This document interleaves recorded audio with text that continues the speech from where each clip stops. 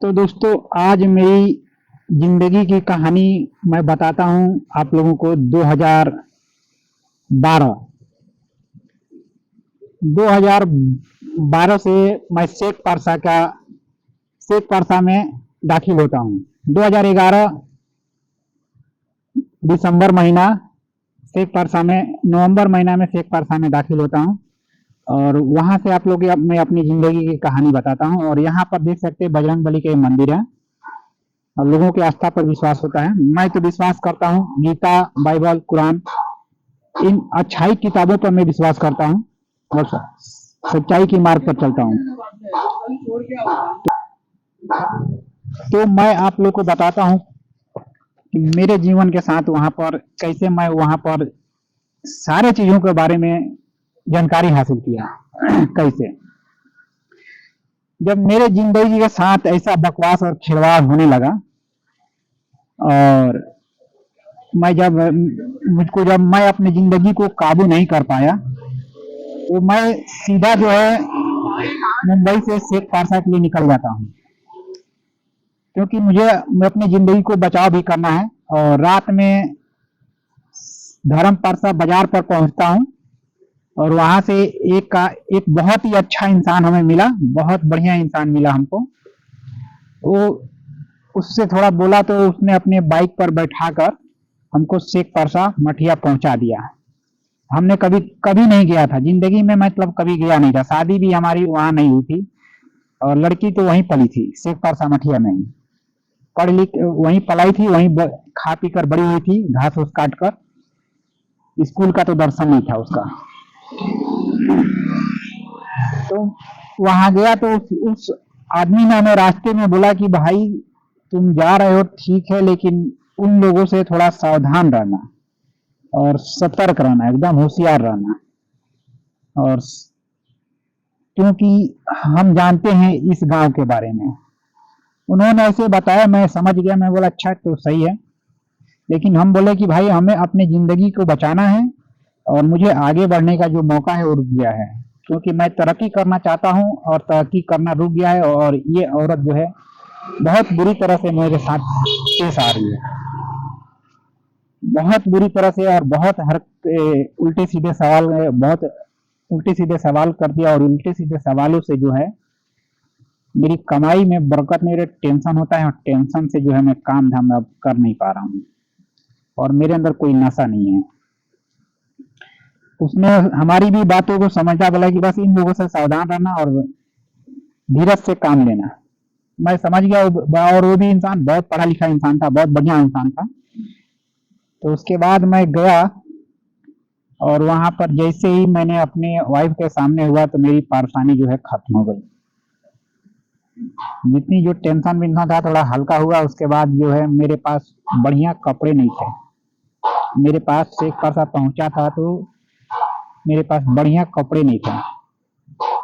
तो मैं क्या किया, 4 बजे भोर में जो है उसके पास से निकल लेता हूँ और निकल के चले जाता हूँ अपने बहन के घर हरदिया।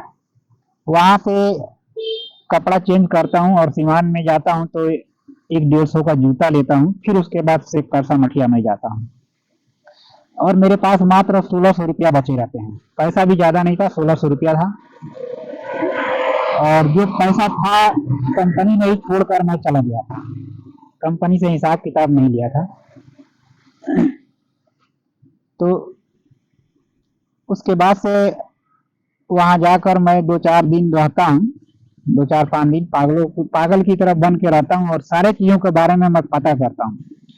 तो दोस्तों ये बात हकीकत है कि एक मेरे ही साथ ऐसा नहीं हुआ था, एक वहां की एक मेरे साथ वहां पर ऐसा नहीं हुआ था। मैं समझता था कि मेरे में ही कोई गलती है कि ऐसा कर रहा है, लेकिन नहीं, ये मेरे ही साथ एक कहानी नहीं थी। शेख परसा में जो लोग भी और लोग भी शादी किए थे उनके भी साथ भी एक ऐसी कहानी थी, ऐसी कहानी थी। तो मैं काफी तरह से परेशान था कि आखिर ये मेरे साथ ऐसा क्यों हो रहा है, मुझ में कोई कमी है क्या। तो वहां पर जब लोगों के बारे जब मैंने पता किया, वहां की लड़कियों के विषय में जो नॉलेज लिया, तो ये बात को साबित हो गया कि वहां जो लोग थे वो सही नहीं थे, सही शिक्षित देने वाले लोग नहीं थे। सही से। तो मैं आप लोग को बताया जो जो वहां पर के जो गार्जियन जो थे ना, वो लोग भी सही शिक्षित देने वाले नहीं थे, सही रास्ता दिखाने वाले नहीं थे। क्यों नहीं थे, इसके ऊपर मैं आप लोग को बताता हूँ। क्योंकि वहां पर अंधविश्वास के भौजाल चल रहा था, ओझा गुनी डाइन भुटनी का भौजाल चलता है। और किसी के साथ मैंने देखा, किसी अपने दामाद के साथ कोई पुलिस केस कंप्लेन करता है, तो कोई अपने दामाद को रास्ता में बांध कर मारता है। और किसी को मैं देखा हूं कि विदेश जाता था कमाने के लिए, तो जहाज पर जाते ही जब उसकी वाइफ की फोन आती तो उल्टा सीधा बोलती है, तो उसको हार्ट अटैक आता है और वो भी खत्म हो जाता है। और वो पैसा जो है लूट कर उस शेख पारसा मठिया में 2 ताला 3 ताला 5 ताला बिल्डिंग बनाया जाता है, दूसरे का कमाई। आखिर इस पर मैंने सोच में पड़ गया था, शादी करो तो हम अपने माँ बाप से हाथ धोए और इनकी गुलामी करें, ये कैसा पड़ता है। इस कौन सा चक्कर में पड़ गया हूं। तो मैं इस ईश्वर से प्रार्थना किया कि मैं कौन सी जाल में फंस गया हूं, और ऐसी जाल से मुझे निकलना चाहिए। ऐसी जाल हमको पसंद नहीं है। एक मैं समझता था कि एक मेरी ही कहानी है, लेकिन मैंने देखा तो एक नहीं, कई लोगों के साथ ऐसा कहानी बनी हुई है। मैंने और भी कुछ वहां पता किया कि कुछ लड़कियां वहां की थी कि अपने अपने पति के पैसे लूट कर अपने मैके आई हैं और अपने पति के खिलाफ केस फौजदारी कर रही हैं। और भी वहां पर मैंने कुछ एक पता किया कि शादी करते हैं और उसके पति का पूरा गहना गुड़िया लूट कर जो है अपने घर आती हैं और अपने गांव में ही शादी कर लेती हैं दूसरे के साथ, और वहां से दिल्ली वेली भागने की भी च्वाइस रहता है। ये भी सारी चीजों को मैंने पता किया। मैं बोला यार यहाँ का रूल क्या है, यहाँ का रूल नियम क्या है, ये कौन सा संस्कार से जुड़े हुए लोग हैं। मैं पूरी तरह से परेशान हो गया, और जब पूरी तरह से पागल बन के पूरा वो गांव का जो है हैरा फेरा गांव छानबीन करने लगा, और सारी चीजों को वातावरण में मैंने जब ढूंढने लगा कि आखिर इसका मेन पॉइंट वजह क्या हो सकता है, तो मैंने सारी चीजों को ढूंढा। शेख पारसा मठिया जो रोड जाता है आगे से लेकर मठिया के पीछे चौरा में गांव है, वहां तक का मैंने सारी रीजन का मैंने पता लगाया। वहां पर हर साल ढोंग का नौटंकी चलता है, तो उस नौटंकियों के बारे में भी मैंने पता लगाया। लेकिन वहां पर जो ज्ञानी थे, बुद्धिमान थे, वो क्या करते थे, उनको जमीन की लालच ज्यादा पड़ी जाती थी, जमीन की लालच, धन की लालच। तो जो बुर्बकों का धन लूटने में वहां पर बहुत ही ज्यादा उन लोगों ने अपना दिमाग लगाकर आगे बढ़ते हैं। और पहली बात है कि लड़कियों की पढ़ाई लिखाई कोई व्यवस्था वहां पर थी नहीं। अगर वो लोग लड़की को पढ़ा लिखा देंगे तो अपने पति के साथ रहेगा, फिर हमारा गुलामी करेगा नहीं। इसके वजह से वो लोग लड़की को पढ़ाते नहीं थे, और ना पढ़ाने की वजह से मेरा जो है 14 लाख का 10 साल में घाटा लगता है। इससे कम घाटा नहीं लगता है। लेकिन मैं माइंड का तेज था, मुझे इन सारे चीजों के बारे में नॉलेज था, और साइंस की तरह दिमाग चलती थी कि भाई कोई भी चीज को, सच को पता लगाने के लिए बुर्बक और पागल बनना पड़ता है, और अपने आले अगर दिखाओ तो कोई बेनिफिट नहीं होता। तो मैंने सारी चीजों को जब हमने पता लगा लिया, तब मैं सोचा कि भाई अपने आप को पहले बचाना जरूरी है, अपने शरीर को अपने काबू में करना जरूरी है। अगर अपने शरीर अपने काबू में हो जाता है तब तो इससे मैं मुक्त हो जाएगा और अच्छी जिंदगी में जीने लगेगा, बढ़िया जिंदगी जीने लगेगा। इससे मैंने देखा कम से कम 3-4 साल गुजर गया, और हमने तय कर लिया कि फिर से कभी जिंदगी में इस शेख पारसा में दाखिला नहीं डालेंगे और कभी नहीं आएंगे, क्योंकि यहाँ का मैंने सारी वातावरण को समझ लिया था। और मेरे ही साथ नहीं, और भी लोगों के साथ हुआ। किसी के साथ, जैसे मैंने बताया, किसी के साथ केस फौजदारी हुआ, तो किसी के साथ मारपीट हुआ, कोई अपने दामाद को रस्सी में बांध के पीटा, हर तरह की ऐसे कहानी को मैंने देखा। और मैं किसी और मेरे अंदर, मैं बताता हूँ कि मेरे अंदर ना कोई पुलिस कंप्लेन करना था और ना ही केस करना था। मैंने पहले ही एक अपनी सार को, औरत को जवाब दिया था कि मैं रामायण का राम नहीं हूं कि एक औरत के लिए पूरा रावण के खानदान को सर काट सकूं। नहीं, मैं वो नहीं। मैं एक इंसान हूँ, ईश्वरी संतान हूँ, बशर्ते मैं एक नारी के लिए पूरे शेख परसा का सर नहीं काट सकता। मैंने देख लिया है कि उसमें क्या बुद्धि ज्ञान है, उसमें संस्कार क्या है, तो ये काम मैं नहीं कर सकता। वो लोग कर सकते हैं जो औरत की आशिक होंगे, औरत के बिना रह नहीं पाएंगे, वो लोग कर सकते हैं। लेकिन मैं तो ये काम नहीं कर सकता, क्योंकि मुझे ईश्वर का दिया हुआ वरदान से ज्ञान है, बुद्धि विचार है, इसलिए ये काम मैं नहीं कर सकता था। मैंने जवाब दे दिया। जवाब देने के बाद जो है ना, जिंदगी में वो लोग भी समझ गए। और मैंने क्या किया कि मेरी कमाई जो कमाई मेरी 15-20 हज़ार की होती थी, वो कमाई मेरी डाउन हो गई थी, क्योंकि टेंशन होता था, ज़्यादा मुक्त नहीं होता था। और उसमें तो अब पहली बात है कि स्टार्टिंग में अपने फेवर में तो बहुत आसानी से जाल में बझा उझा कर रंग दिखा कर निकल गया। और वो रंग का मजा जब जिंदगी में नहीं आता तो सामने वाला कोई भी इंसान टूट जाता। लेकिन मैंने उन्हें बताया था कि कुछ दिन इंतजार और करेंगे हम। जब लोहे को लोहे काट सकता है तो मोहब्बत को मोहब्बत ही काटेगा। लेकिन हम कुछ दिन इंतजार करेंगे।